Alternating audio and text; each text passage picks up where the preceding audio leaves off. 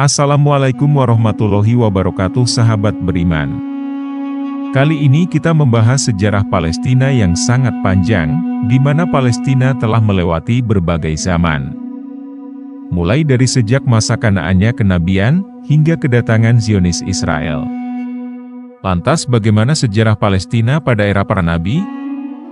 Apakah Masjid Al-Aqsa alasan Palestina harusnya diduduki umat Islam?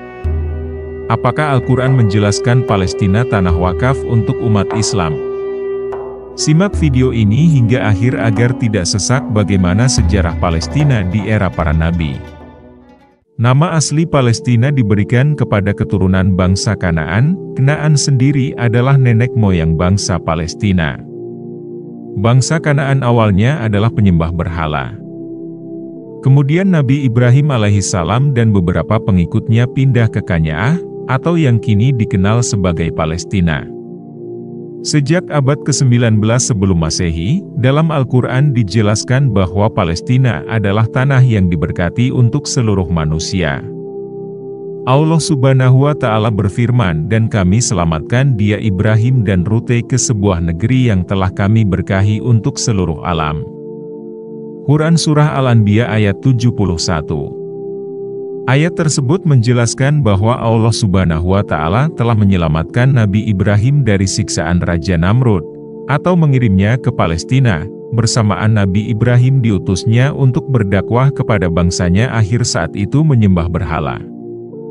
Nabi Ibrahim yang memiliki dua istri, lantas mendirikan rumah bagi istrinya Hajar dan putranya Ismail di Mekah. Sementara istrinya yang satunya lagi yakni Sarah, dan putra keduanya Ishak menetap di Kanaan, atau kini dikenal Palestina. Kemudian pada masa Nabi Musa bangsa Yahudi, Bani Israel yang dijadikan sebagai budak Fir'aun kabur dan mulai memasuki Palestina pada tahun 1250 sebelum Masehi. Allah Subhanahu wa Ta'ala menjanjikan Nabi Musa dan kaumnya Yahudi Bani Israel sebagian wilayah Kanaan atau Palestina, agar dapat terhindar dari siksaan Fir'aun dan anak buahnya. Allah Subhanahu wa Ta'ala menjanjikan Nabi Musa dan kaumnya Yahudi Bani Israel sebagian wilayah Kanaan atau Palestina agar dapat terhindar dari siksaan Fir'aun dan anak buahnya. Inilah yang dijadikan dalih oleh Zionis Israel untuk menguasai dan menjajah bangsa Palestina. Padahal dijanjikan itu bukannya keseluruhan tanah Palestina, melainkan hanya sebagian saja. Namun mereka berkata, "Wahai Musa, sampai kapanpun kamu tidak akan memasukinya selama mereka masih ada di dalamnya, karena itu pergilah engkau bersama Tuhanmu, dan berperanglah kamu berdua, biarlah kami tetap menanti di sini." Dia berkata, "Ya Tuhanku, aku hanya menguasai diriku sendiri dan saudaraku, sebab itu pisahkanlah antara kami dengan orang-orang yang fasik itu." Al-Quran Surah Al-Maidah ayat 24. Allah Subhanahu wa Ta'ala kemudian murka dan mengharamkan tanah Palestina, dan telah dijanjikan untuk Yahudi Bani Israel. Allah berfirman, "Jika demikian maka negeri itu terlarang buat mereka selama 40 tahun, selama itu mereka akan mengembara kebingungan di bumi, maka janganlah engkau bersedih hati memikirkan nasib orang-orang yang fasik itu." Al-Quran Surah Al-Maidah ayat 26. Allah Subhanahu wa Ta'ala di dalam Al-Quran juga telah menjelaskan bahwa keturunan dari Bani Israel akan melakukan kerusakan untuk kedua kalinya di bumi tersebut. Allah Subhanahu wa Ta'ala berfirman, "Dan kami ucapkan banyak istilah dalam kitab itu, kamu pasti akan berbuat kerusakan di bumi ini 2 kali. Dan pasti kamu akan menyombongkan diri dengan kesombongan yang besar." Al-Quran Surah Al-Isra ayat 4. Sungguh hal tersebut adalah Israel yang merupakan keturunan dari Bani Israel, berada pada tingkat kesombongan yang besar. Mereka bangga dengan apa yang mereka lakukan, akan tetapi Allah Subhanahu wa Ta'ala akan membangkitkan semangat Muslim untuk kembali bersih sehingga wujud Al-Aqsa yang berada di Palestina dapat kembali ke tangan umat Islam.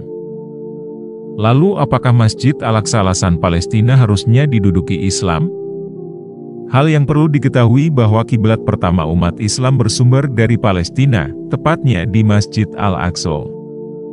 Masjid ini memiliki sejarah penting bagi umat Islam. Masjid Al-Aqsa menjadi kiblat selama 14 atau 17 bulan setelah hijrahnya umat Islam ke Madinah pada tahun 624 Masehi. Barulah kemudian turun ayat yang memerintahkan perpindahan kiblat umat Islam dari Masjid Al-Aqsa menjadi Ka'bah di Mekah yang menjadi kiblat umat Islam hingga saat ini. Masjid Al-Aqsa adalah tempat bersejarah bagi umat Islam. Masjid yang terletak di kota Yerusalem ini menjadi tempat singgahnya Rasulullah Shallallahu Alaihi Wasallam dalam perjalanan Isra dan Mi'raj.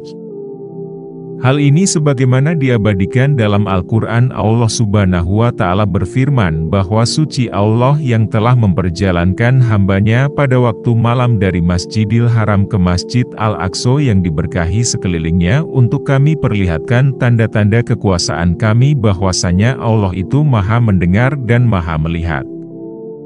Quran Surah Al-Isra, ayat 1.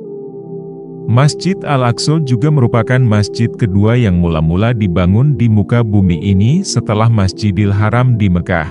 Diriwayatkan dari Abu Dzar Al-Ghifari Rasulullah Shallallahu Alaihi Wasallam bersabda, saya bertanya kepada Rasulullah Shallallahu Alaihi Wasallam mengenai masjid yang mula-mula dibangun di atas bumi ini. Rasulullah menjawab, Masjid Al-Haram.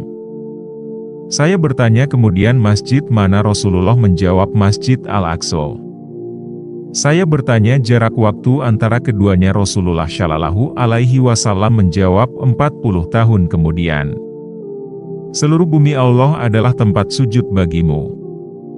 Jadi dimanapun kamu mendapati waktu sholat bahkan sholatlah. Hadits riwayat Muslim. Masjid Al-Aqsa juga memiliki keistimewaan tersendiri dari masjid-masjid yang lainnya.